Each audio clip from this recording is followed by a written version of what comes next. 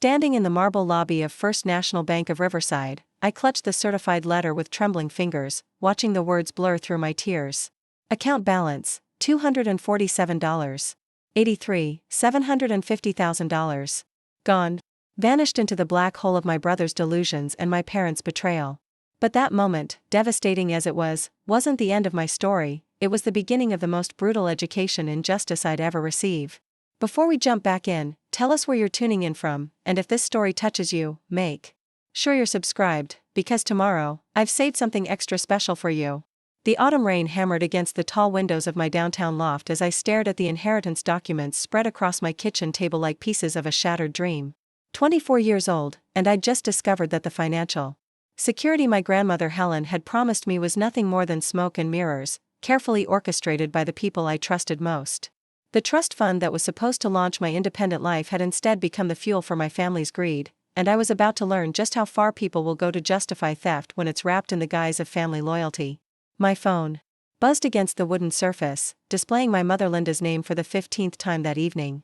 I'd stopped answering after the third call, when her voice had shifted from concerned to accusatory, demanding to know why I was making such a fuss over money and reminding me that family takes care of family. The irony wasn't lost on me that the woman lecturing me about family obligation had just helped orchestrate the theft of my inheritance to fund my brother's fantasies of becoming the next tech mogul.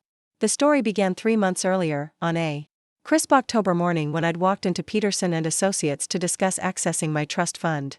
At 25 in December, I'd finally be able to claim the inheritance Grandma Helen had left me, money she'd specifically earmarked for my education and future independence. David Peterson, the family lawyer who'd handled Grandma's estate, had seemed nervous that day, fidgeting with his pen and avoiding direct eye contact as he explained there had been some complications with the fund. Complications, it turned out, was lawyer speak for systematic embezzlement. My father Richard, as the trustee, had legal access to the funds for educational and emergency purposes. What he'd conveniently failed to mention was his interpretation of emergency had expanded to include every wild scheme my older brother Tyler had pitched over the past 2 years. Innovate Tech Solutions, Tyler's app development company, had consumed my inheritance like a financial black hole, burning through money on inflated salaries, unnecessary office space, and marketing campaigns for products that existed only in Tyler's imagination. David Peterson had spread the bank statements across his mahogany desk with the reverence of a coroner displaying evidence. Transfer after transfer, each one authorized by my father's signature, each one accompanied by a memo that read Educational Investment in Tyler's Business Training or Emergency Family Business Support. $750,000, meticulously siphoned away over 24 months while I'd worked double shifts at a marketing firm to pay for my own college expenses, believing my trust fund was safely waiting for my 25th birthday. The worst part wasn't the money itself, though watching 2 years of graduate school tuition evaporate into Tyler's failed ventures felt like a physical blow. The worst part was the realization that my family had been planning this betrayal for years. Every conversation about my future, every discussion about my plans post-graduation, every time they'd encouraged me to not worry about money because Grandma took care of everything, it had all been a carefully constructed lie designed to keep me compliant while they systematically destroyed my financial independence. I'd driven home from Peterson's office in a daze, the October sun feeling alien against my skin as the magnitude of their deception settled into my bones. The modest downtown loft I shared with my friend Chloe Martinez suddenly felt like a sanctuary I might not be able to afford much longer. My plans for graduate school, for starting my own marketing consultancy, for finally achieving the independence Grandma Helen had wanted for me, all of it crumbled into dust because my family had decided Tyler's dreams were more important than my future. Chloe found me that evening sitting on our small balcony, staring out at the Riverside skyline as streetlights began flickering on in the gathering darkness. She'd taken one look at my face and wordlessly handed me a mug of tea before settling into the chair beside me. Chloe had always possessed an almost supernatural ability to sense when crisis was brewing, a skill honed through years of friendship and countless late-night conversations about family dysfunction. When I finally found my voice, the words tumbled out in a broken stream of disbelief and rage. I told her about the empty trust fund, about Tyler's failed business ventures, about my parents' casual betrayal of everything Grandma Helen had intended. Chloe listened without interruption, her dark eyes growing harder with each revelation, her hands clenched tightly around her own mug. "They stole from you," she said finally, her voice cutting through the cool evening air with crystalline clarity. "This isn't family helping family. This is theft, plain and simple.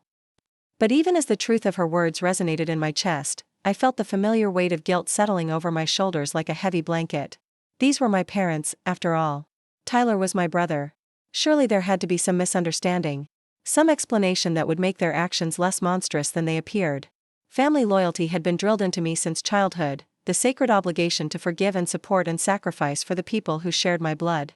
The guilt intensified when my mother finally cornered me the next day, appearing at my workplace. With red-rimmed eyes and a trembling voice as she explained how worried they all were about my overreaction to the trust fund situation. Linda Hayes had always been a master manipulator, skilled at weaponizing emotion to achieve her desired outcomes, and she deployed every tool in her arsenal that afternoon. Tyler's business is just going through a rough patch, she insisted, her manicured fingers twisting the strap of her designer purse. The app market is volatile, but he's on the verge of a breakthrough. Once Innovate Tech takes off, you'll get every penny back with interest. This is an investment in your brother's future, which means it's an investment in the whole family's future. I stared at my mother across the small conference room my boss had let us use, noting how she'd carefully crafted her argument to make Tyler's failure sound like a temporary setback rather than a pattern of incompetence funded by my stolen inheritance. Linda had dressed for maximum impact that day, wearing the understated elegance that wealthy middle-aged women wielded like armor, her appearance designed to remind me of the comfortable lifestyle my family enjoyed, a lifestyle that apparently required sacrificing my future to maintain.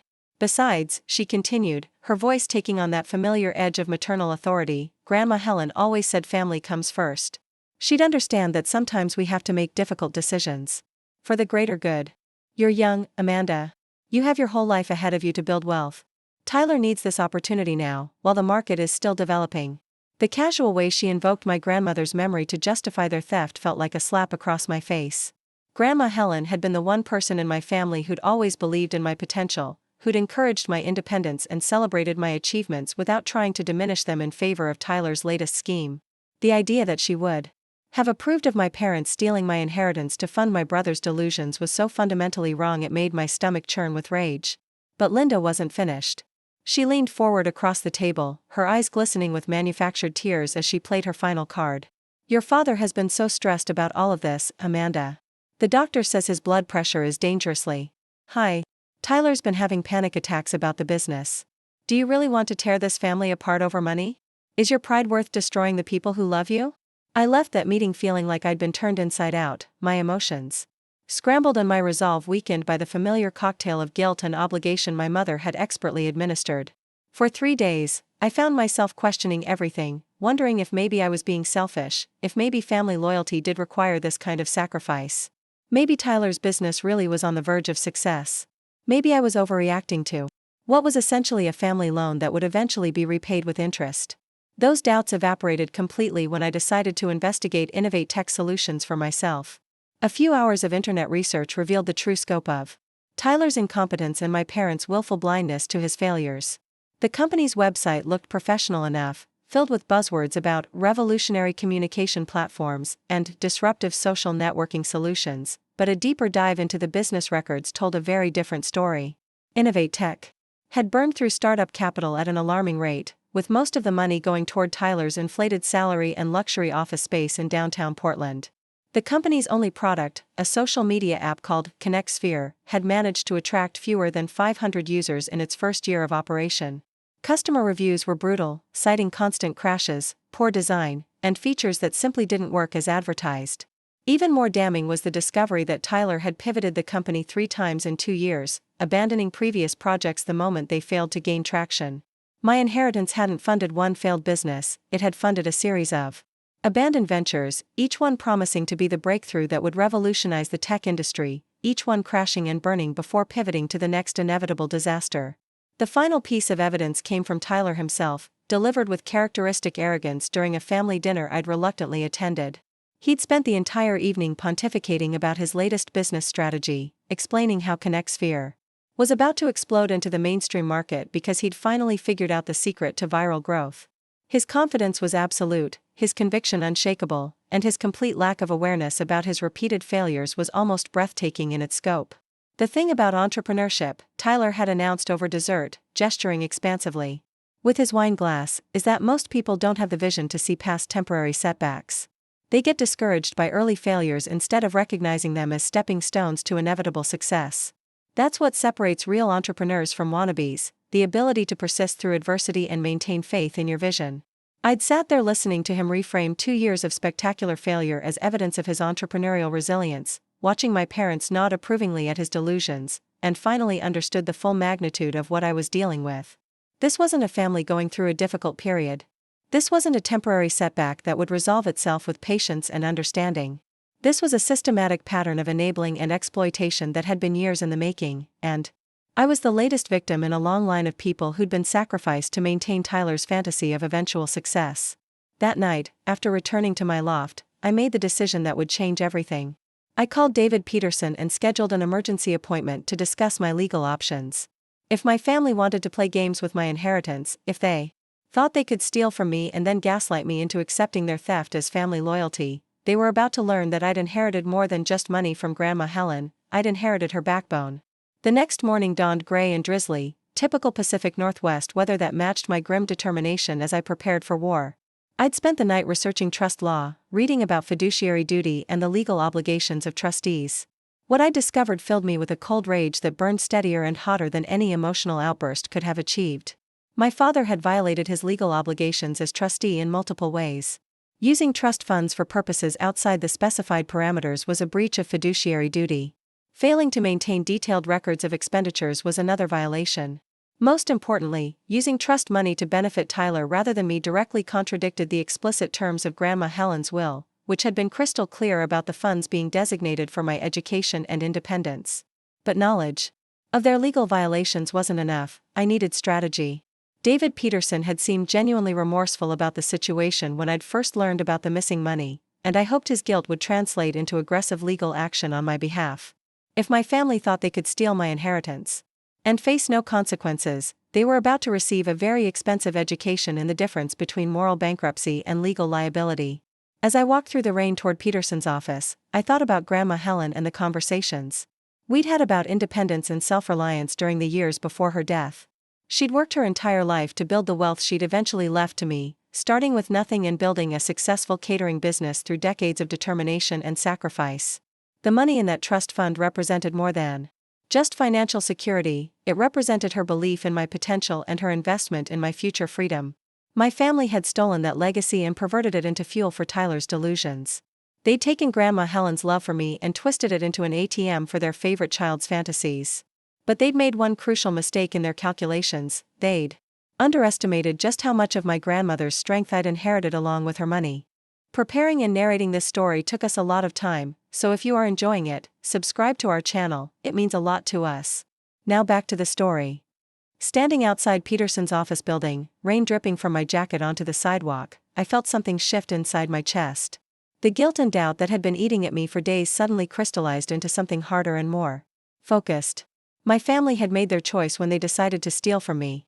Now it was time for me to make mine. The elevator ride to the 15th floor felt like ascending toward a declaration of war, each floor bringing me closer to the moment when I would stop being a victim and start being a force to be reckoned with. By the time those doors opened, I wasn't just Amanda Hayes, the betrayed daughter seeking justice. I was Amanda Hayes, the granddaughter of a woman who'd never backed down from a fight, and I was about to honor that legacy in ways my family couldn't possibly imagine. David Peterson's office smelled of leather and old books, the kind of carefully curated atmosphere that screamed expensive legal advice. He sat across from me at his polished conference table, his silver hair catching the light from the floor-to-ceiling windows that overlooked downtown Riverside. The stack of documents between us seemed to grow thicker by the minute as he methodically outlined every violation my father had committed as trustee of my inheritance. "Your father exceeded his authority in multiple ways," Peterson said, his voice carrying the weight of 3 decades practicing law. "The trust was explicit about funds being used for your education and establishing your independence. Funneling money into Tyler's business ventures falls completely outside those parameters." He pushed a highlighted copy of Grandma Helen's will across the table, pointing to the relevant passages with a manicured finger. "Helen was very specific about her intentions. She wanted to ensure you had the resources to build your own life without depending on anyone else." I traced my finger along the familiar words, remembering how proud Grandma Helen had been when she'd explained her decision to leave me the bulk of her estate. She'd seen something in me that my parents had never acknowledged, a potential for independence that they'd apparently viewed as a threat to their control. The irony wasn't lost on me that the very money intended to free me from family manipulation had instead become the instrument of their ultimate betrayal. What are my options? I asked, my voice steadier than I felt.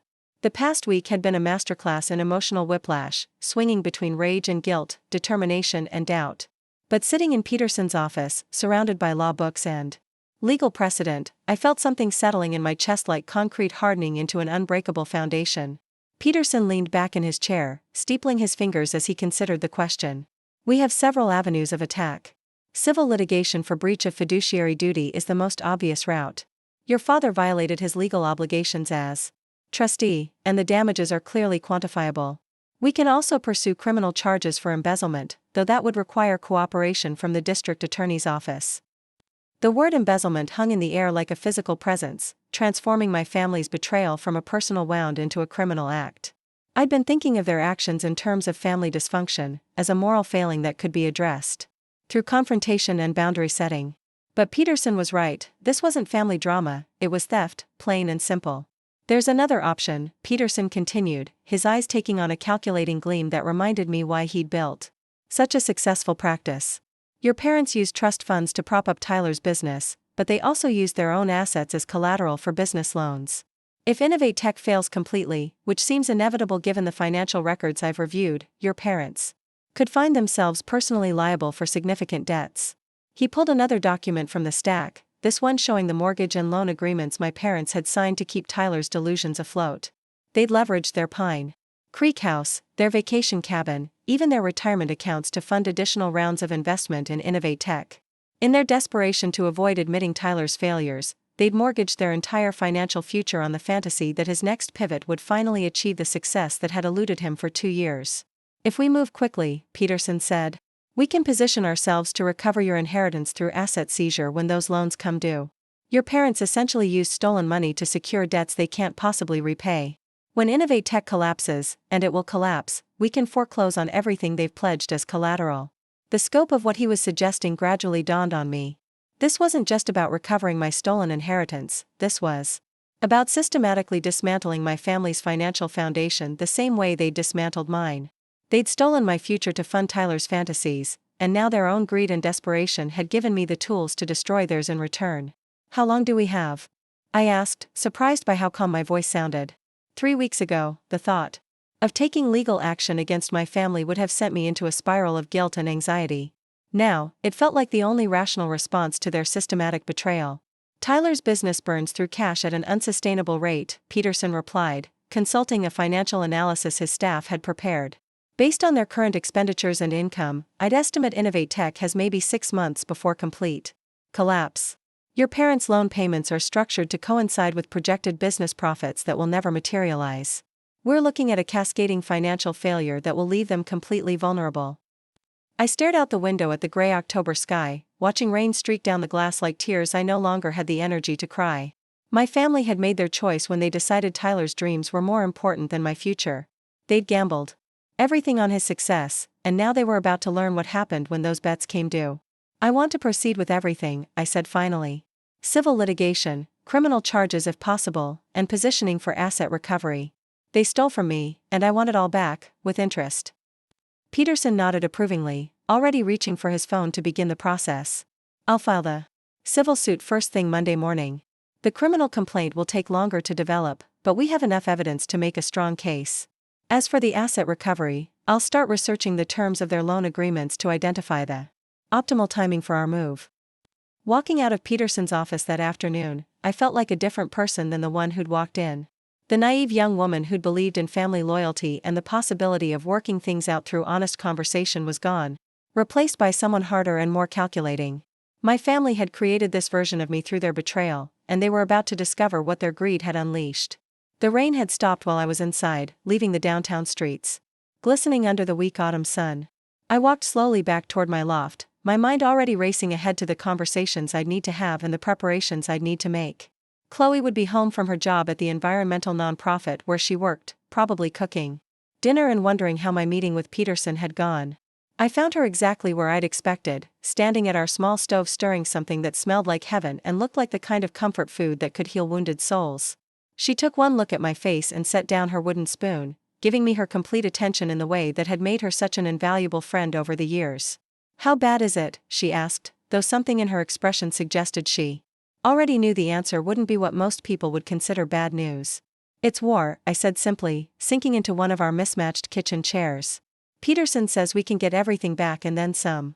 My parents leveraged their entire financial future on Tyler's business, and when it collapses, we can foreclose on all of it." Chloe's dark eyes lit up with something that might have been satisfaction or might have been anticipation of justice finally being served. She'd never liked my family, though she'd been too polite to say so directly until now.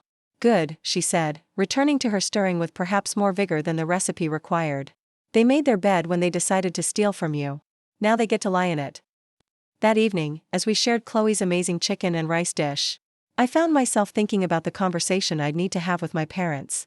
They didn't know yet about my meeting with Peterson, didn't realize that their daughter had just declared war on their entire financial foundation. Part of me wanted to call them immediately, to watch their voices change when they realized I wasn't going to accept their theft quietly. But Peterson had advised patience, suggesting we let them believe they'd successfully manipulated me into compliance while we built our legal case. "The element of surprise will be crucial," he'd explained. "Let them think you've accepted the situation. Let Tyler continue burning through money while your parents sink deeper into debt. When we strike, it needs to be decisive and overwhelming." My phone buzzed against the table, displaying my mother's name. I stared at it for a long moment, feeling the familiar tug of guilt and obligation warring with my newfound resolve. 3 weeks ago, I would have answered immediately, eager to maintain the fiction of family harmony even at the cost of my own well-being. Tonight, I let it go to voicemail. The message, when I finally listened to it, was a masterpiece of manipulation, disguised as maternal concern. Linda's voice carried that perfect blend of hurt and disappointment she'd perfected over decades of emotional warfare. "Amanda, honey, I'm worried about you. You haven't returned any of our calls, and your father is starting to take this personally. We know you're upset about the trust fund situation, but refusing to communicate isn't going to solve anything. We're family, and families work through their problems together. Please call me back so we can talk about this like adults." The casual way she referred to the systematic theft of my inheritance as a situation made my jaw clench with suppressed rage. The assumption that I was behaving childishly by refusing to enable their continued exploitation was so perfectly characteristic that I almost laughed. My mother had built her entire approach to parenting on the premise that questioning her decisions was inherently immature, that true adulthood meant accepting whatever she and my father decided was best for the family. "You're not going to call her back, are you?"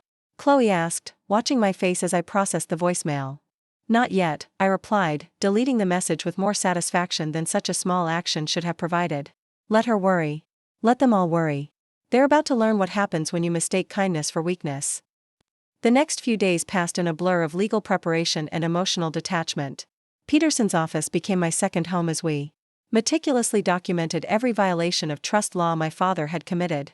The paper trail was extensive and damning, showing a clear pattern of unauthorized expenditures that had accelerated as Tyler's business failures mounted.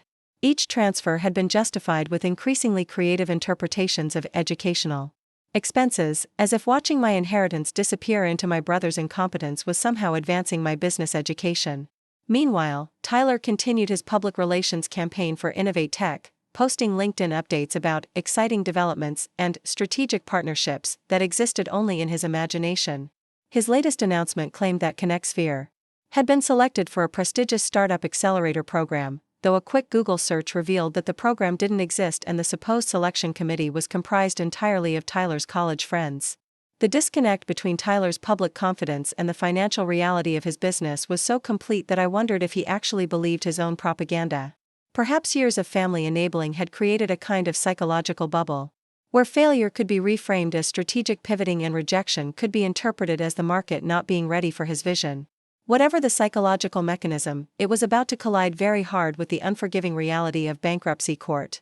My parents, meanwhile, had begun a campaign of emotional manipulation designed to pressure me back into compliance. My father called twice, leaving messages that started with paternal authority and gradually shifted toward barely concealed desperation. Richard Hayes had built his entire identity around being the patriarch who controlled his family's financial destiny, and my refusal to accept his theft was apparently threatening that self-image in ways he couldn't tolerate. "Amanda, this is your father," his second message began, his voice carrying that tone of forced patience he'd always used when he thought I was being unreasonable. I don't know what Peterson has been telling you, but you need to understand that. Everything I've done has been in the family's best interest. Tyler's business is on the verge of a major breakthrough, and when that happens, you'll thank us for having the vision to invest in his future. Call me back so we can discuss this rationally. The casual assumption that I was incapable of rational thought without his guidance was so perfectly characteristic that I found myself smiling grimly as I deleted the message. My father had never been able to conceive of a world where his daughters might possess independent judgment, where their disagreement with his decisions might stem from superior understanding rather than feminine hysteria. That blindness was about to cost him everything he'd worked to build.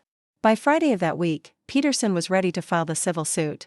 The complaint was a work of legal art, methodically detailing each violation of fiduciary duty while painting a picture of systematic exploitation that would be impossible for any judge to ignore. The damages we were seeking included not just the stolen trust funds, but also punitive damages for breach of fiduciary duty and legal fees that would likely run into six figures. "This is your last chance to change your mind," Peterson said, as I reviewed the final draft of the complaint. "Once we file this, there's no going back. Your family will know that you're serious about pursuing every legal remedy available." I thought about that for a moment, considering the magnitude of what I was about to unleash. My parents had raised me to believe that family loyalty required infinite forgiveness, that blood relationships created obligations that superseded all other considerations. They'd taught me that questioning their decisions was disrespectful, that standing up for myself was selfish, that true maturity meant accepting their authority even when it conflicted with my own interests. "File it," I said, signing my name with a hand that didn't tremble. They made their choice when they decided to steal from me. Now they get to live with the consequences. Peterson nodded and reached for his phone to call the courthouse filing clerk. As I listened to him arrange for the complaint to be processed and served, I felt something inside my chest that I'd never experienced before. It wasn't satisfaction exactly, and it wasn't revenge. It was the feeling of standing up for myself with the full force of law behind me, the knowledge that I was no longer dependent on my family's goodwill for justice.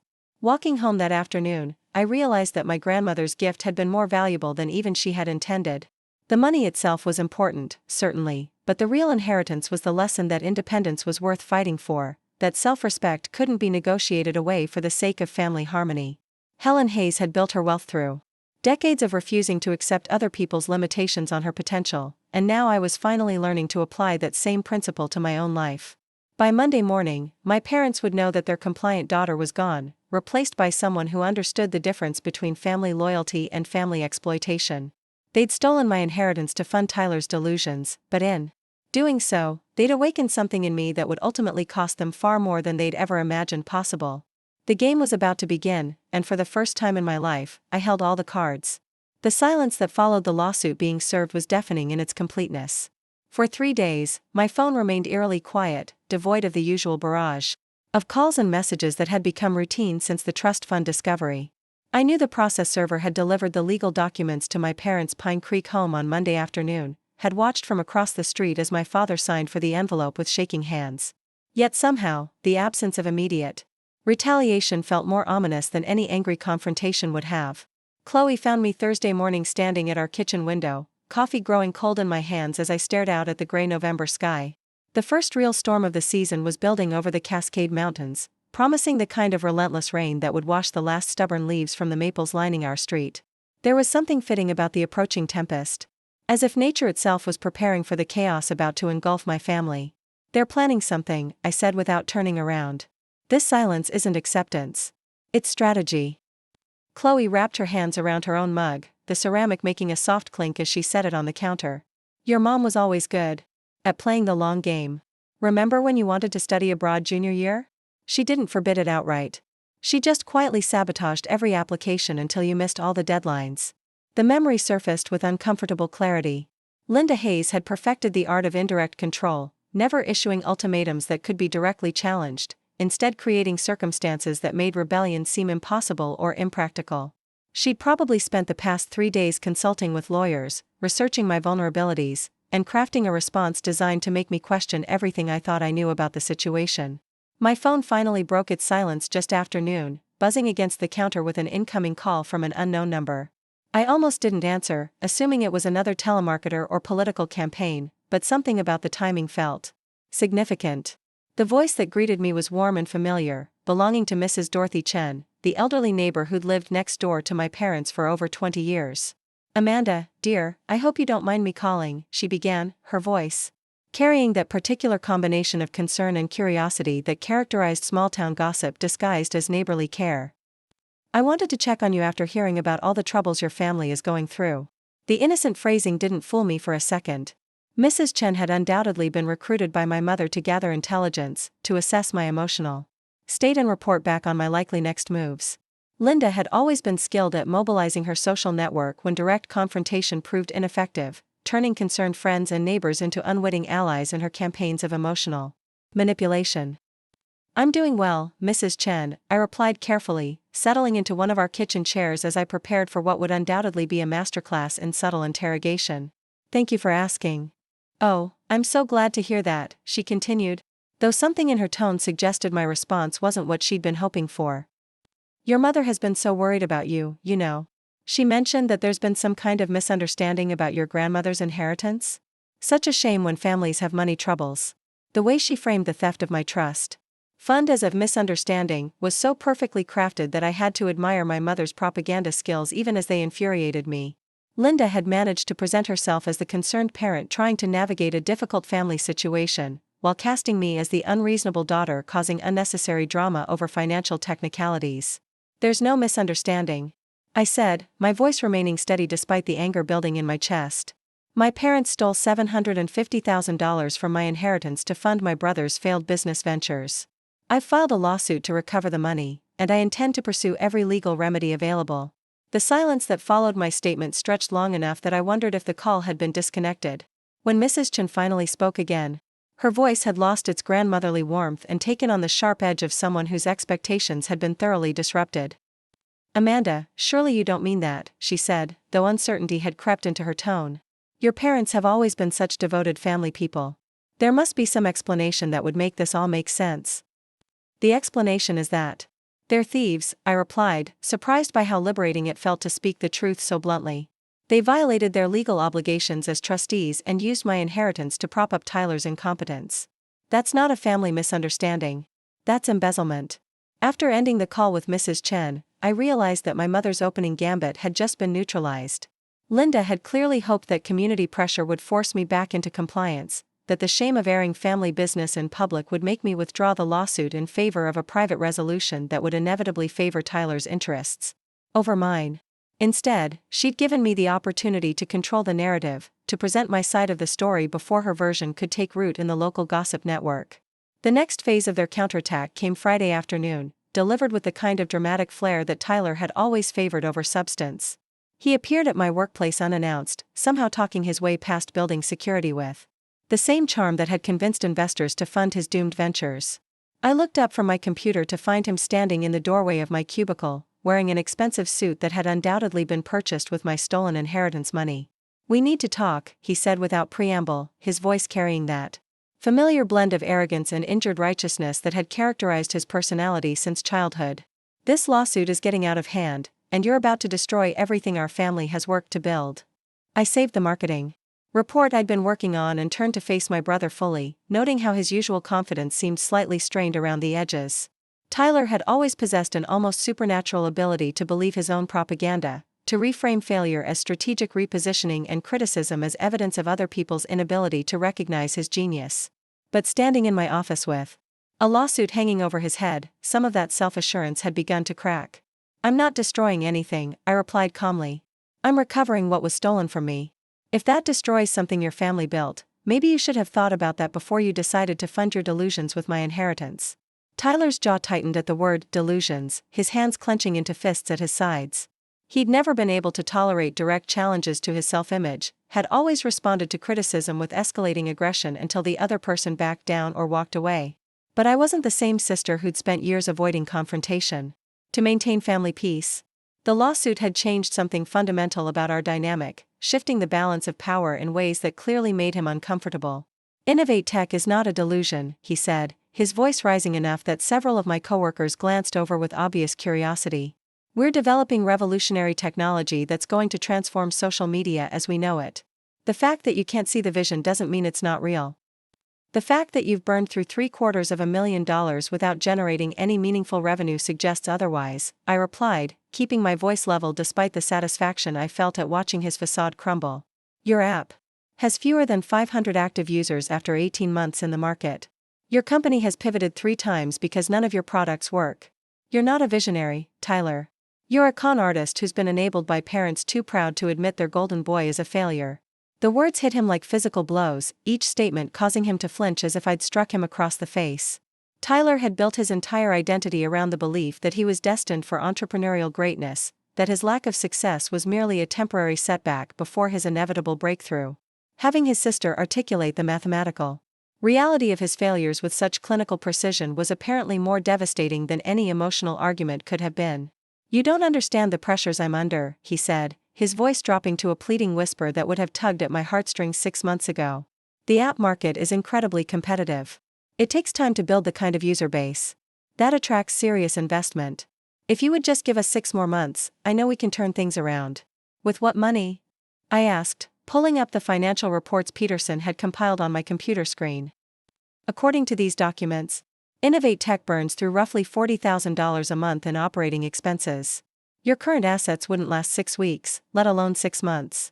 The only reason you're still operating is because mom and dad keep refinancing their house to cover your losses. The color drained from Tyler's face as he realized I had access to financial information he'd assumed was private. His eyes darted between my computer screen and my face, calculating how much I knew and how much damage that knowledge could inflict on his carefully constructed narrative of inevitable success. How did you get those numbers? He demanded, though the question came out more like a plea than an accusation. Those are confidential business documents. They became my business when you used my stolen inheritance as collateral for loans. I replied, turning the screen so he could see the full scope of his financial catastrophe. Every dollar you've borrowed against future success is secured by assets purchased with my trust fund money. When your business collapses, and it will collapse, the creditors are going to come after everything, including the money that rightfully belongs to me. Tyler stared at the screen for a long moment, his mind clearly racing as he processed the implications of what I'd just revealed. He'd been operating under the assumption that his parents' financial support was unlimited, that their faith in his eventual success would sustain him through any number of failures and setbacks. The realization that their ability to fund his dreams was directly tied to money stolen from me had apparently never occurred to him. Amanda, please, he said, his voice cracking with genuine desperation for the first time in our conversation. If you push this lawsuit, you're not just going after mom and dad. You're going to destroy my business, my reputation, everything I've worked to build. Is that really what you want? I looked at my older brother, this man who'd consumed my inheritance without a moment's consideration for my future, who'd built his dreams on the foundation of my stolen opportunities, and felt something cold and final settle in my chest. For 24 years, I'd been taught that Tyler's needs came first, that his potential was more important than my reality, that family loyalty meant sacrificing my interests for his benefit. What I want, I said slowly, is for you to face the consequences of your choices. You and mom and dad decided that your business was more important than my future. You stole from me, lied to me, and then tried to guilt me into accepting it. So yes, Tyler, I absolutely want to destroy everything you think you've built, because none of it was yours to begin with. He left my office without another word, his expensive suit looking suddenly shabby as he walked away with slumped shoulders and defeated posture. I watched him through the window as he climbed into his leased BMW, another luxury purchased with my stolen money, and felt a satisfaction that was both profound and unsettling. This was what justice looked like, I realized, not the dramatic courtroom victories of television and movies, but the quiet destruction of carefully constructed lies through the relentless application of truth. That weekend brought the next escalation in my family's campaign to force my compliance. I was doing laundry in the basement of our apartment building when my phone rang, displaying my cousin Jake Thompson's number. Jake had always been the family mediator, the one who got called in to smooth over conflicts and negotiate truces between competing factions. If he was reaching out, it meant my parents had decided to deploy their heavy artillery. Hey, Amanda, he said, his voice carrying that careful neutrality he'd perfected over years of family diplomacy. I was hoping we could grab coffee and talk about this situation with your parents. I think there might be some middle ground that everyone can live with. I'd been expecting this call ever since Tyler's failed intervention at my office. Jake was Linda's nephew, raised to believe that family harmony was more important than individual justice, that compromise was always preferable to conflict regardless of who was right. He'd never met a family dispute he couldn't resolve through patient negotiation and mutual concession. "There's no middle ground, Jake," I said, folding one of Chloe's sweaters with perhaps more force than necessary. "They stole $750,000 from me. I'm not interested in splitting the difference or finding a compromise that lets them keep some of what they took." "I understand you're angry," he replied, though his tone suggested he thought my anger was disproportionate to the offense. "And you have every right to be upset about how this was handled. But at the end of the day, we're talking about family here. Surely there's a way to resolve this that doesn't involve lawyers and lawsuits and all this public drama." The phrase, public drama, revealed exactly who had recruited Jake for this conversation. Linda had always been obsessed with maintaining appearances, with ensuring that the family's dirty laundry remained hidden from community scrutiny. The lawsuit had made that impossible, had forced her to confront the reality that her theft couldn't be swept under the rug or explained away as a family misunderstanding. "The drama is entirely of their creation," I replied, carrying my laundry basket toward the stairs. "They chose to steal from me.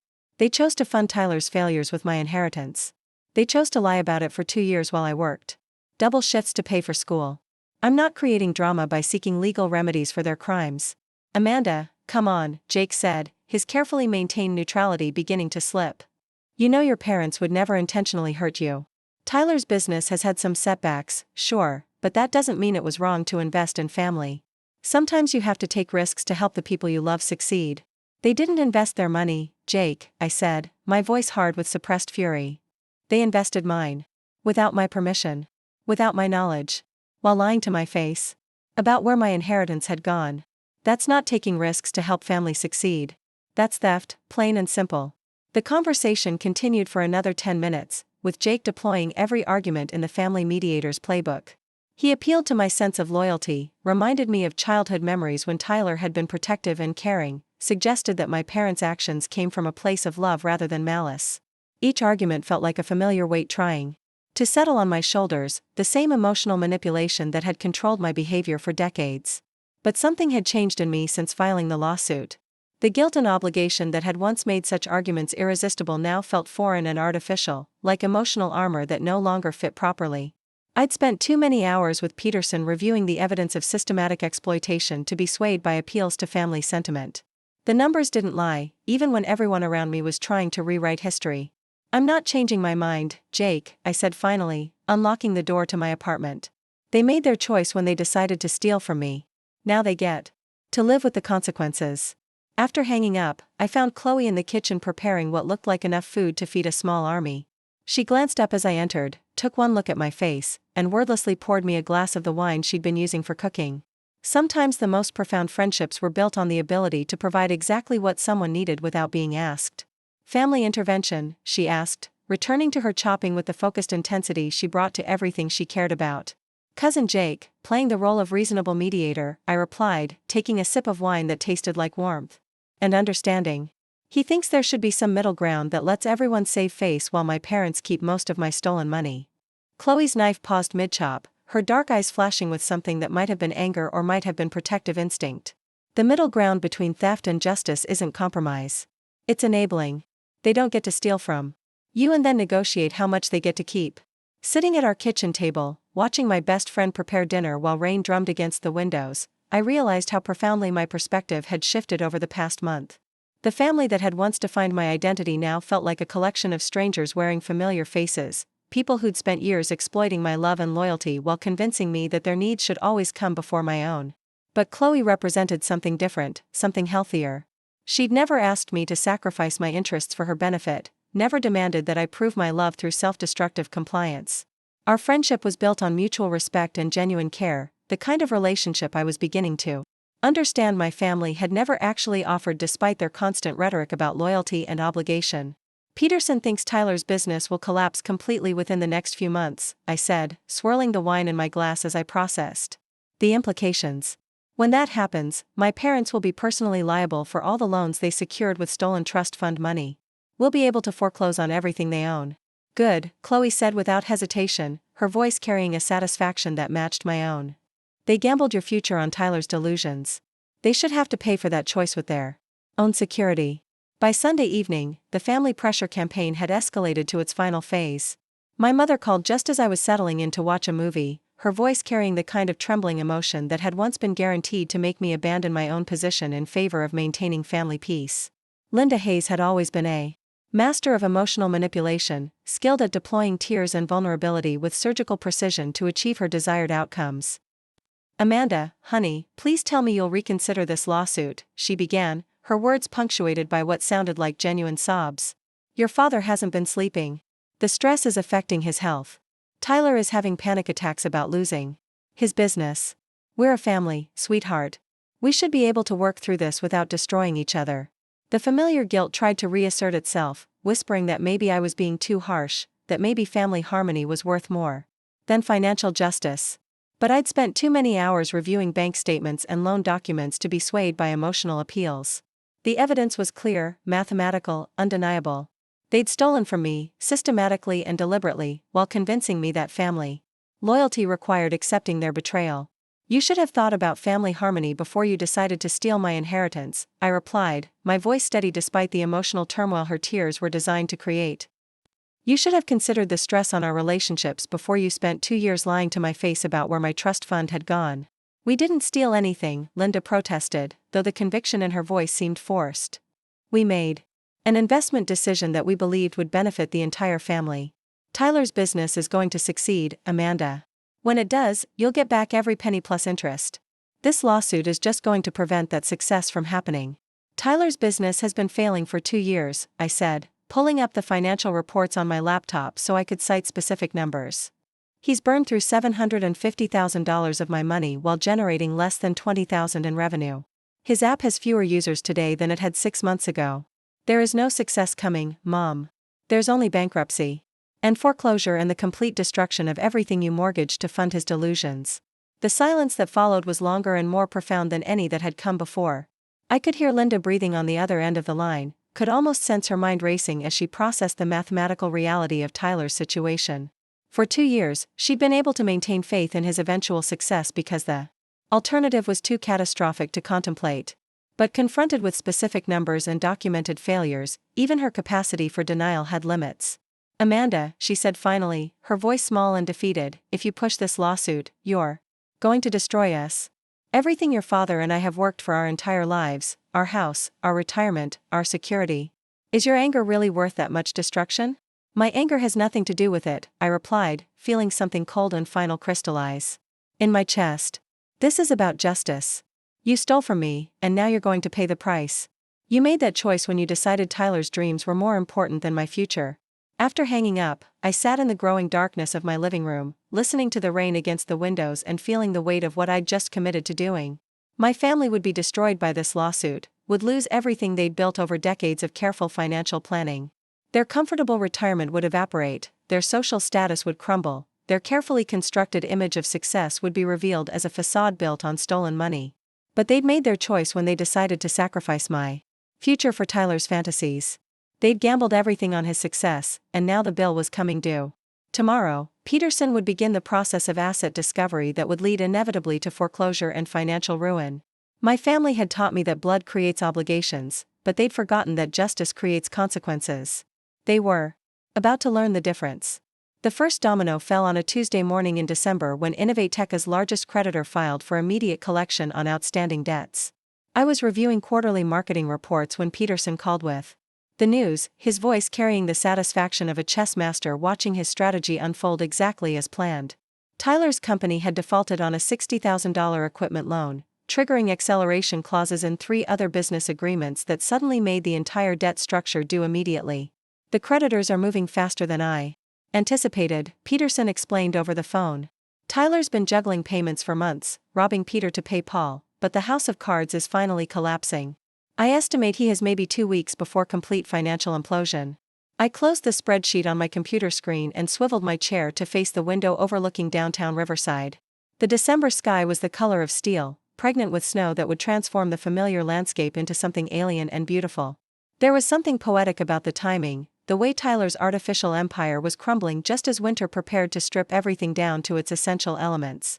"What happens to my parents when Tyler's business fails?" I asked, though I already knew the answer from our previous conversations. The question was more about confirming timeline than gathering new information. Your parents have personally guaranteed over $300,000 in business loans, Peterson replied, rustling through papers that I could hear over the phone connection. When Innovate Tech declares bankruptcy, which will happen within days of the creditor demand, those guarantees become immediately payable. They'll have 30 days to satisfy the debts before foreclosure proceedings begin on their Pine Creek house. The house where I'd grown up, where my parents had built their comfortable middle-class lifestyle through decades of careful financial planning, would become collateral damage in their desperate attempt to fund Tyler's incompetence. They'd mortgaged their entire future on the fantasy that their son's next pivot would finally achieve the success that had eluded him for 2 years. Now that fantasy was about to collide with the mathematical certainty of compound interest and legal obligation. I want to be present when they receive the foreclosure notice, I said, surprising myself with how calm my voice sounded. They need to understand that this is the direct consequence of stealing my inheritance. Peterson was quiet for a moment, probably considering the ethical implications of what I'd just requested.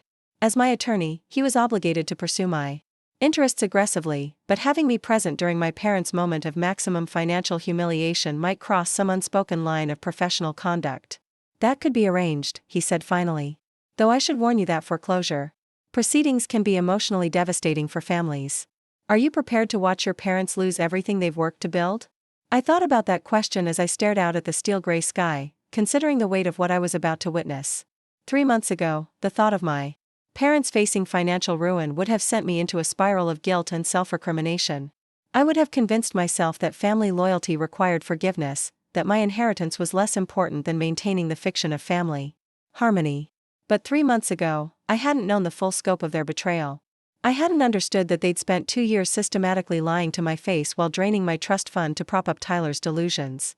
I hadn't realized that their love for me was conditional on my willingness to sacrifice my future for their convenience. They made their choice when they decided to steal from me, I replied. I'm prepared to watch them face the consequences. That afternoon, I drove through downtown Riverside toward the Pine Creek neighborhood where my parents lived, taking the familiar route I'd traveled countless times during childhood visits and family gatherings. The streets looked different now, smaller somehow, as if my changed perspective had literally altered the physical dimensions of the landscape. Houses that had once seemed imposing now appeared merely suburban, monuments to middle-class aspiration, rather than symbols of genuine achievement. The Pine Creek development had been built in the 1980s as a haven for families who'd achieved moderate success in their careers and wanted their homes to reflect that accomplishment. The houses were large but not ostentatious, expensive but not exclusive, designed to convey prosperity without arrogance. My parents had purchased their colonial-style home when Tyler was 12 and I was 9, treating the move as a symbol of my father's promotion to senior accountant at a regional firm. I parked across the street from their house and sat in my car for several minutes, studying the familiar facade with new eyes. The red brick exterior looked solid and permanent, built to withstand decades of Pacific Northwest weather, but I knew now that the financial foundation supporting it was as fragile as Tyler's business plans.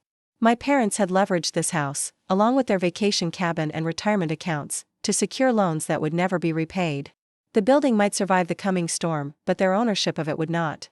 My phone buzzed with a text message from Chloe asking how I was handling the wait for Tyler's inevitable collapse. She'd been watching me navigate this emotional minefield for weeks, offering support without judgment while I worked through the complex feelings that came with systematically destroying my family's financial security. Her friendship had become an anchor during the turbulent process of learning to prioritize my own well-being over their expectations. The front door of my parents' house opened, and my father emerged carrying a briefcase and wearing the kind of forced confidence that suggested he was trying to maintain normalcy despite mounting pressure. Richard Hayes had always prided himself on being a practical man who made sensible financial decisions, who built security through careful planning and conservative investments. The cognitive dissonance of watching his life's work crumble because of his own reckless gambling must have been almost unbearable. He climbed into his sedan and backed out of the driveway with the mechanical precision that characterized all his actions. I knew from Peterson's surveillance that my father was spending increasingly long hours at his office, probably trying to earn overtime pay that might help address the mounting debt crisis. But no amount of additional income could offset the scale of Tyler's financial catastrophe or the compound interest accumulating on loans secured with my stolen inheritance. The next morning brought confirmation that Tyler's business had officially entered its death spiral. Chloe found me in our kitchen reading the news on my laptop, my coffee growing cold as I absorbed the details of Innovate Tech's spectacular implosion. Tyler had posted a LinkedIn announcement claiming that the company was strategically reorganizing to pursue more focused market opportunities, which was entrepreneurial doublespeak for "we're out of money and shutting down operations." He's still trying to spin this as a strategic decision, I said, turning the laptop screen so Chloe could read Tyler's delusional postmortem analysis. Even in failure, he can't admit that his ideas were fundamentally flawed or that his execution was incompetent. Chloe read the announcement with the kind of disbelief that comes from watching someone maintain elaborate self-deception in the face of overwhelming evidence. Tyler's post managed to avoid any mention of the massive debts he was leaving behind, the investors who'd lost their money, or the employees who were suddenly unemployed because of his mismanagement. Instead, he focused on lessons learned and future opportunities, as if voluntary dissolution was just another step in his inevitable journey toward entrepreneurial greatness. Does he actually believe this narrative he's created? Chloe asked, scrolling through the comments where former employees were posting increasingly bitter assessments of Tyler's leadership and decision-making. Or is this just damage control for whatever he's planning to do next? I considered that question as I watched the comment thread devolve into a public autopsy of Innovate Tech's failures. Tyler had always possessed an almost supernatural ability to reframe setbacks as learning experiences, to transform criticism into evidence that other people simply couldn't understand his vision. Whether that represented genuine self-delusion or calculated manipulation had never been entirely clear, but the practical effect was the same either way. I think he's convinced himself that every failure was just bad timing or insufficient funding, I replied. He's probably already planning his next venture, convinced that he's learned valuable lessons that will ensure future success. The truly disturbing aspect of Tyler's psychology wasn't his inability to learn from mistakes, but his capacity to externalize all responsibility for those mistakes. Reading through his LinkedIn post, I couldn't find a single acknowledgement that his own decisions had contributed to Innovate Tech's failure. Every setback was attributed to market conditions, funding challenges, or regulatory obstacles that had prevented him from achieving his naturally brilliant vision. That same afternoon, Peterson called with an update on the foreclosure timeline. The creditors had moved even faster than anticipated, filing claims against my parents' assets within hours of Innovate Tech's official dissolution. The legal machinery that would strip them of everything they owned was already grinding into motion, driven by the mathematical certainty of compound interest and the unforgiving logic of secured debt. The foreclosure notice will be served tomorrow morning, Peterson informed me. I've arranged for you to be present as my legal assistant, which gives you legitimate grounds to witness their reaction. Are you still certain you want to be there? I thought about my parents receiving that notice, about watching the color drain from their faces as they realized the full scope of what they'd lost by gambling my inheritance on Tyler's delusions. There would be tears, probably, and desperate attempts to negotiate payment plans that their limited income could never support. They would experience the same sense of betrayal and helplessness that I'd felt when discovering my empty trust fund, except their loss would be entirely self-inflicted. I'll be there, I confirmed. They need to understand that actions have consequences, even when those actions are committed by people who claim to love you. The next morning arrived with the kind of crystal clarity that sometimes follows Pacific Northwest storms, the air washed clean and sharp enough to cut.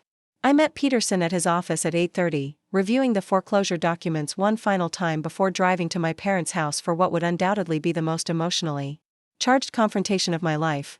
Peterson had explained the legal process during our drive, describing how foreclosure notices were served and what rights my parents would retain during the redemption period. They would have 30 days to pay off the outstanding debts in full, which was mathematically impossible given their income and remaining assets. After that grace period expired, the house would be sold at public auction to satisfy the creditors, with any remaining proceeds distributed according to the priority of various claims. Your parents may try to negotiate directly with you, Peterson warned as we pulled into the Pine Creek development. They might offer to sign over certain assets in exchange for dropping the civil suit. Don't commit to anything without discussing it with me first. I nodded, though I had no intention of accepting any settlement that would allow my family to escape the full consequences of their theft. They'd spent 2 years systematically draining my inheritance while lying about their actions, and now they would experience the same financial devastation they'd inflicted on me through their betrayal. The process server was already waiting when we arrived, a middle-aged woman whose professional demeanor suggested she'd delivered countless pieces of devastating news over the years.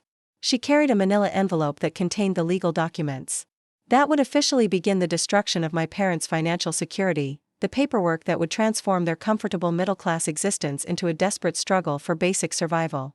My father answered the door wearing a bathrobe and slippers, his hair uncombed and his eyes carrying the kind of exhaustion that comes from weeks of sleepless nights spent calculating impossible solutions to insurmountable problems. He looked older than I remembered, as if the stress of Tyler's collapse had accelerated his aging process in ways that went beyond mere appearance.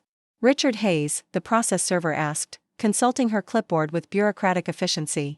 Yes, my father replied, though uncertainty colored his voice as if he weren't entirely sure of his own identity in this moment of crisis. You're being served with foreclosure proceedings on the property at 1247 Pine Creek Drive, she announced, handing him the envelope with the same casual indifference she might show while delivering ordinary mail. You have 30 days from today's date to satisfy outstanding debts totaling $347,000, plus accumulated interest and legal fees. I watched my father's face as he processed those numbers, saw his expression shift from confusion to disbelief to horrified understanding. The amount was larger than his annual salary, more money than he could possibly raise through conventional means, and the 30-day timeline made negotiation or payment planning impossible. He was being told that his life's work, his financial security, his comfortable retirement, would all be gone in a month. There must be some mistake, he said, his voice cracking with the strain of maintaining composure. These debts are business obligations. They shouldn't affect my personal assets. You personally guaranteed the loans, the process server replied, consulting her paperwork with professional detachment. Your signature is on file with the creditors as accepting personal liability for business debts. My mother appeared behind my father, wearing a quilted bathrobe and an expression of growing panic as she absorbed the implications of the conversation. Linda Hayes had always prided herself on maintaining elegant composure regardless of circumstances, but the reality of impending foreclosure was apparently too overwhelming for even her considerable self-control skills. This can't be happening, she whispered, though her words seemed directed more toward herself than anyone else present. We were told the business loans were secured by company assets. Nobody mentioned personal guarantees. That was when my father noticed me standing behind Peterson, my presence finally registering despite his shock at the foreclosure proceedings. His eyes widened with something that might have been hope or might have been desperation, as if my appearance suggested the possibility of last-minute salvation from the consequences of his own choices. Amanda, he said, his voice carrying a pleading quality I'd never heard before. You have to help us. This foreclosure is connected to your lawsuit somehow. If you drop the civil case, maybe we can work something out with the creditors. I looked at my father, this man who'd raised me to believe that family loyalty required infinite sacrifice, who'd taught me that questioning his decisions was inherently disrespectful, who'd spent 2 years systematically stealing my inheritance while convincing me that my trust fund was safely waiting for my 25th birthday. He stood there in his bathrobe asking for help, apparently unable to comprehend that his own actions had created the crisis now threatening to destroy him. The foreclosure isn't connected to my lawsuit, I replied, my voice steady despite the emotional complexity of the moment. It's connected to you using my stolen inheritance as collateral for loans to fund Tyler's failed business. This is what happens when you gamble other people's money on someone else's delusions. The silence that followed my statement stretched long enough for the implications to fully penetrate my parents' consciousness. They were finally beginning to understand that their financial catastrophe wasn't the result of external forces or market conditions beyond their control. It was the direct consequence of their own decision to prioritize Tyler's interests over my rights, to sacrifice my future for his fantasies. You could stop this, my mother said, her voice trembling with desperate hope. You could talk to your lawyer, work out some kind of arrangement that would let us keep the house. We're family, Amanda. Families don't destroy each other over money. I stared at my mother, noting how she was still trying to frame this situation as my choice rather than theirs, still attempting to make me responsible for cleaning up the mess they'd created through their own greed and short-sightedness. The manipulation was so automatic, so deeply ingrained in her approach to family relationships, that she probably wasn't even conscious of what she was doing. You destroyed me over money, I replied. You stole my inheritance to fund Tyler's failures. You lied to my face for 2 years while draining my trust fund. You taught me that families don't destroy each other over money, and then you proved that lesson was only meant to apply to me. The process server finished her official duties and departed, leaving my parents standing in their doorway holding the legal documents that would strip them of everything they owned. I remained on their front porch with Peterson, feeling the weight of this moment settling into my bones like winter cold that would never fully leave. 30 days, my father said, staring at the foreclosure notice as if the numbers might change through force of will. How are we supposed to raise over $300,000 in 30 days? "You're not," I said, the words emerging with a finality that surprised even me. "You're going to lose everything, just like I would have lost everything if you'd succeeded in stealing my entire inheritance. The only difference is that your loss is the consequence of your own choices, while mine would have been the result of your theft." I turned and walked back toward Peterson's car, leaving my parents standing in their doorway holding the documents that would end their comfortable existence. Behind me, I could hear my mother beginning to cry, the sound of someone finally confronting the mathematical reality of consequences they'd spent months trying to avoid. As we drove away from the Pine Creek development, I felt something shifting inside my chest, a sensation like heavy chains finally breaking after years of gradual corrosion. My parents had spent decades teaching me that family loyalty required accepting their authority without question, that love meant sacrificing my interests for theirs, that maturity involved enabling their choices regardless of how those choices affected me. But watching them receive that foreclosure notice had clarified something essential about the nature of our relationship. They'd never actually loved me as an individual worthy of respect and consideration. They'd loved me as a resource to be exploited, a problem solver who could be relied upon to sacrifice her own well-being for their convenience. The money they'd stolen wasn't just inheritance, it was the price they'd put on my dreams, my independence, my future. Now they were learning what it felt like to have someone else determine the value of their security, someone else decide that their comfort was less important than mathematical justice. They were experiencing the helplessness and betrayal that comes with discovering that the people you trust most have been systematically undermining your foundation while convincing you that their actions represent love. Tomorrow would bring new developments in their financial collapse, additional consequences flowing from the choices they'd made when they decided Tyler's fantasies were more important than my reality. But today had been enough. Today they'd finally understood that actions have consequences, even for people who'd spent decades believing themselves immune to the natural law of cause and effect. The game was almost over, and justice was about to be served with the cold precision of compound interest and legal obligation. My family had taught me everything I needed to know about survival by showing me exactly what I was surviving from. The auction took place on a crisp January morning when the Oregon sky was the color of old pewter and the air carried the promise of snow. I stood across the street from the Multnomah County Courthouse steps, watching strangers gather to bid on pieces of my family's dismantled life. Real estate investors, bargain hunters, and curious onlookers milled around the auctioneer's table, studying property descriptions with the dispassionate calculation of people who saw opportunity where others saw tragedy. Peterson stood beside me, his breath forming small clouds in the winter air as he reviewed the final paperwork one last time. The 30-day redemption period had expired without payment, exactly as we'd predicted, and now the legal machinery of foreclosure was grinding toward its inevitable conclusion. My parents' Pine Creek house, their vacation cabin in the mountains, and my father's beloved vintage Mustang would all be sold to the highest bidder within the next 2 hours. "Are you ready for this?" Peterson asked, noting how my hands trembled slightly as I gripped the auction catalog. Watching your childhood home get sold can be more emotionally difficult than people anticipate, even when the circumstances justify the outcome. I thought about that question as I studied the listing for 1247 Pine Creek Drive, complete with color photographs that made the colonial-style house look like a symbol of suburban prosperity rather than the monument to theft and betrayal I now knew it to be. The listing described 4 bedrooms, 3 bathrooms, a 2-car garage, and mature landscaping, but it couldn't capture the years of family dinners where Tyler's achievements were celebrated while my accomplishments were dismissed as expected rather than exceptional. "I'm ready," I said, my voice carrying a certainty that surprised me. "This house was built on stolen money. Watching it get sold to pay my parents' debts feels like justice finally being served." The auctioneer called for attention, his amplified voice cutting through the morning air with bureaucratic authority. He began with a standard disclaimer about property conditions and bidding procedures, but I barely listened to the familiar legal language. My focus was fixed on the small group of people who'd gathered near the courthouse entrance, their faces etched with the kind of desperate hope that comes from watching everything you've built slowly slip away. My parents stood together but somehow apart, their body language suggesting two people who discovered that shared catastrophe didn't necessarily create intimacy. My father wore his best suit, the navy wool he'd purchased for job interviews and important meetings, but it hung on him differently now, as if financial stress had somehow altered his physical dimensions. My mother clutched a worn leather purse against her chest like armor, her usually perfect makeup unable to completely disguise the sleepless nights and constant worry that had become her new reality. Tyler was conspicuously absent from the gathering, though I'd heard through Chloe's network of local contacts that he'd already moved to Portland and was living in a studio apartment while developing his next entrepreneurial scheme.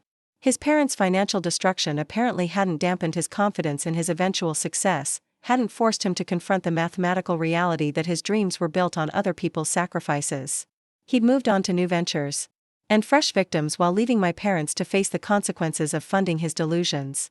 The bidding began with my parents' house, the crown jewel of their financial portfolio and the symbol of everything they'd achieved through decades of careful planning and conservative investment. The auctioneer started with an opening bid of $200,000, significantly below the property's assessed value but reflecting the distressed nature of the sale. Several investors immediately raised their paddles, recognizing the opportunity to acquire valuable real estate at a substantial discount. I watched my parents' faces as strangers casually bid on their home, increasing the price in $5,000 increments while discussing the property's potential like it was just another commodity to be bought and sold. My mother's composure finally cracked when the bidding reached $300,000, tears streaming down her cheeks as she realized that people were literally profiting from her family's destruction. Going once at $320,000, the auctioneer announced, scanning the crowd for additional bids. Going twice at $320,000. My father stepped forward suddenly, his voice cracking as he attempted to interrupt the proceedings. "Wait," he called out, his words barely audible over the crowd noise. "There has to be some way to stop this. We can arrange a payment plan, work something out with the creditors." The auctioneer paused, consulting with a court official who explained that the redemption period had expired and no payment arrangements were legally possible at this stage. The sale would proceed as scheduled, with proceeds distributed to creditors according to the priority established by the foreclosure judgment. My father's desperate plea was simply too late, arriving months after the time when negotiation might have been possible. Sold for $320,000 to bidder number 47, the auctioneer announced with finality that echoed off the courthouse steps. I felt something deep and complex shift in my chest as those words registered, a sensation that combined satisfaction with melancholy in ways I hadn't expected. The house where I'd spent my childhood, where I'd celebrated birthdays and holidays and graduations, no longer belonged to my family. It had been purchased by a stranger who saw it as an investment opportunity rather than a repository of memories and emotional significance. But those memories had been tainted by the knowledge of how my parents had funded their comfortable lifestyle, how they'd used my stolen inheritance to maintain appearances while systematically undermining my future. The house had never really been a home in any meaningful sense, it had been a facade, a symbol of success built on the foundation of their daughter's sacrificed dreams. The vacation cabin sold next, purchased by a young couple who seemed excited about acquiring mountain property at below-market prices. The bidding was less competitive than it had been for the main house, but the final price of $85,000 was still enough to make a substantial dent in my parents' outstanding debts.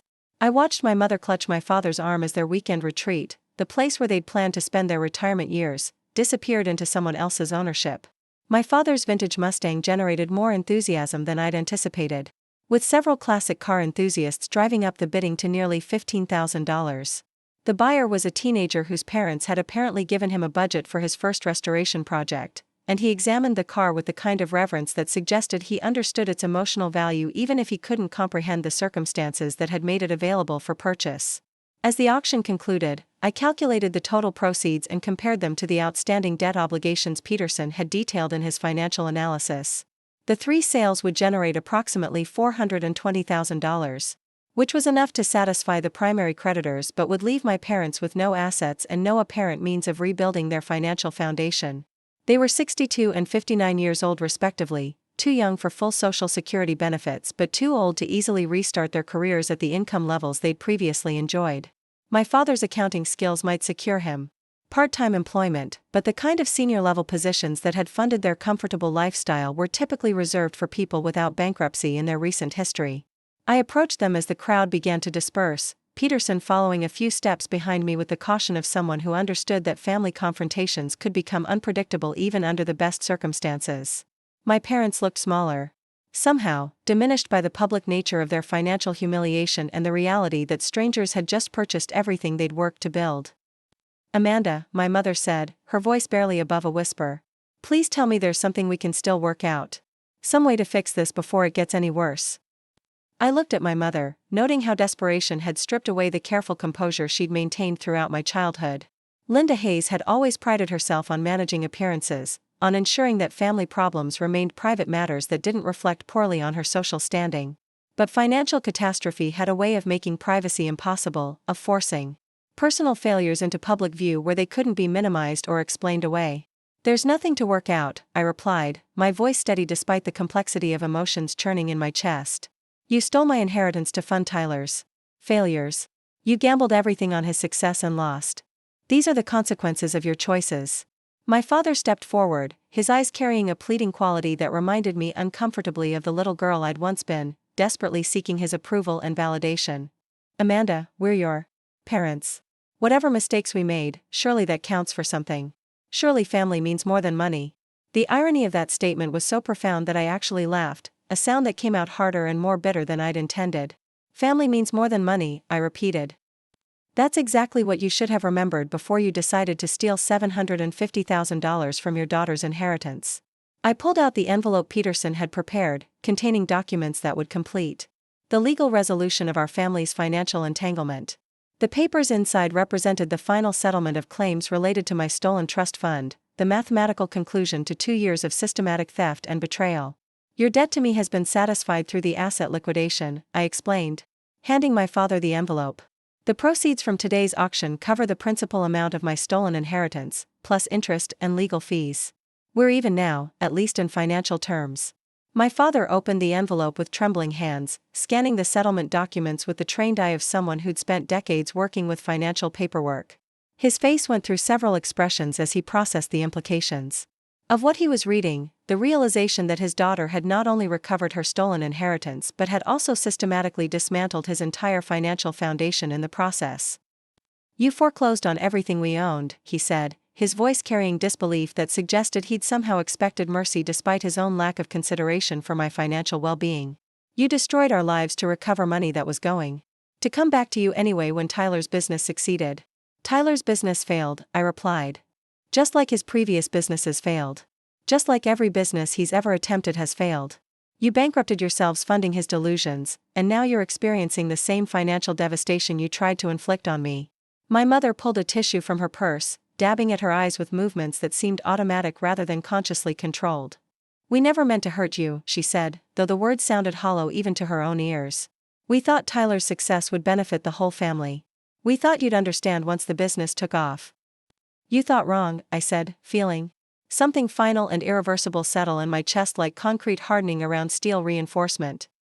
You thought you could steal from me without consequences. You thought family loyalty meant accepting theft and betrayal without resistance. You thought I'd always be there to clean up your mistakes and subsidize your poor decisions. Peterson stepped forward, consulting his watch with the kind of professional courtesy that suggested our conversation needed to reach a conclusion.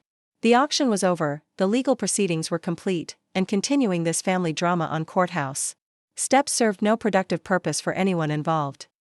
Amanda, he said quietly, we should probably head back to the office to finalize the settlement paperwork. I nodded, recognizing that this conversation with my parents had reached its natural endpoint. There was nothing left to say that hadn't already been communicated through legal documents and financial consequences.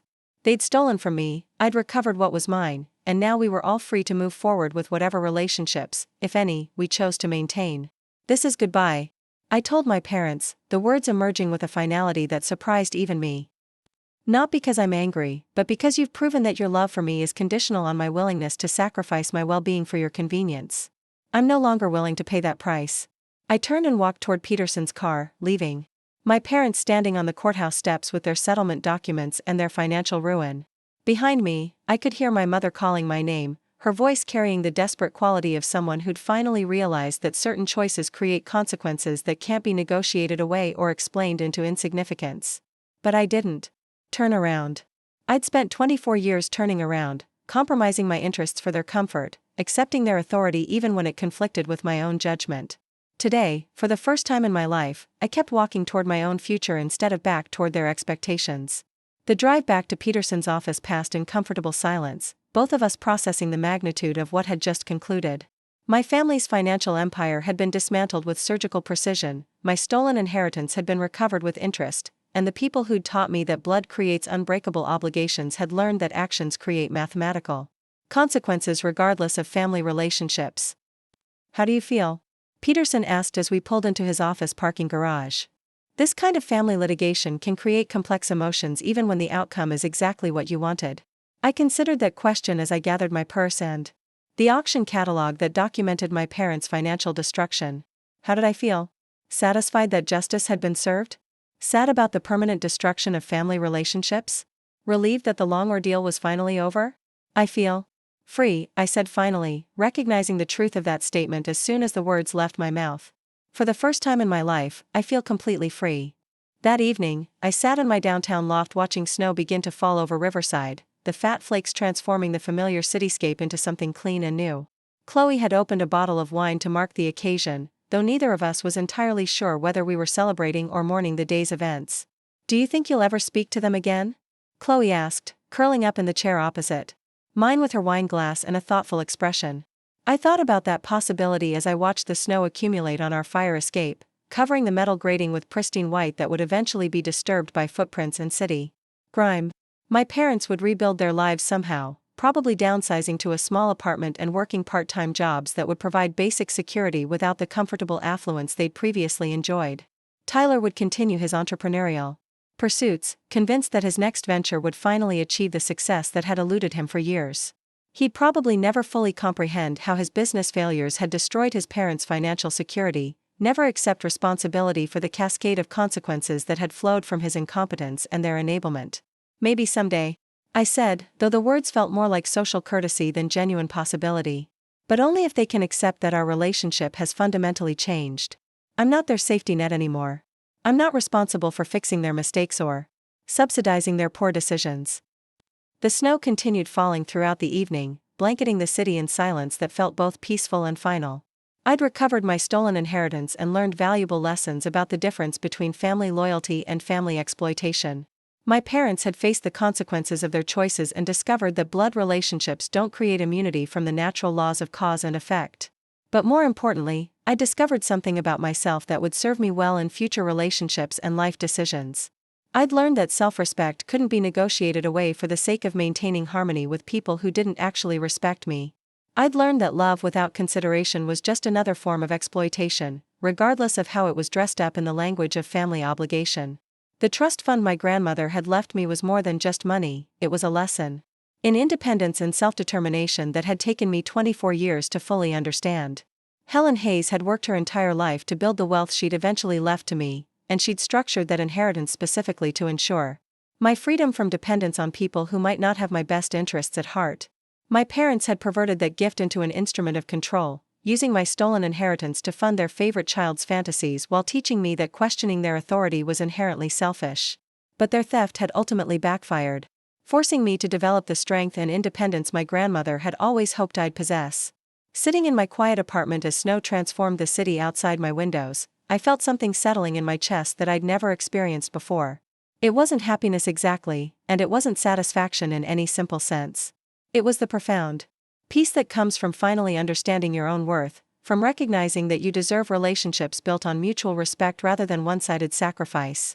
Tomorrow would bring new challenges and opportunities, the chance to build a life based on my own choices rather than other people's expectations. I'd learned expensive lessons about family dynamics and financial manipulation, but I'd also discovered reserves of strength and determination that would serve me well in whatever came next. My phone buzzed with a text message from an unknown number, though the content made the sender's identity immediately clear. "I hope you're happy now that you've destroyed everything," the message read. "Family should mean more than revenge." I stared at the message for a long moment, recognizing Tyler's voice in the self-righteous tone and the casual assumption that my actions represented emotional reaction rather than rational response to systematic theft. Even after watching his business fail and his parents lose everything they'd worked to build, he apparently still couldn't comprehend that consequences were the natural result of choices rather than unfair punishment imposed by vindictive family members. I deleted the message without responding and blocked the number. Tyler could spend the rest of his life believing that his failures were someone else's fault, that his parents' financial ruin was the result of my cruelty rather than their own poor judgment. I was no longer interested in correcting his delusions or managing his emotional reactions to reality. The snow continued falling through the night, covering the city in pristine white that would eventually be disturbed by morning traffic and human activity.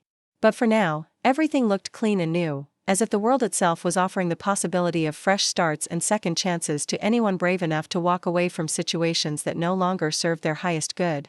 I fell asleep that night listening to the silence that snow creates, the way it muffles familiar sounds and transforms ordinary landscapes into something magical and unfamiliar. When I woke the next morning, the sun was shining on a world that looked completely different than it had the day before, and I was ready to explore whatever possibilities that transformation might bring. My family had taught me everything I needed to know about survival by showing me exactly what I was surviving from. Now it was time to discover what life looked like when it was built on foundation of self-respect rather than other people's approval. The journey ahead would be challenging, certainly, but it would be mine in ways that nothing had ever been mine before. The trust fund was gone, transformed from money into experience, from financial security into personal strength. But the real inheritance my grandmother had left me was finally mine to claim, the knowledge that independence was worth fighting for, that self-respect couldn't be purchased with family harmony, and that sometimes the greatest act of love is refusing to enable the people who mistake your kindness for weakness. The game was over, justice had been served, and my real life was finally ready to begin. Up next, you've got 2 more standout stories right on your screen. If this one hit the mark, you won't want to pass these up. Just click and check them out.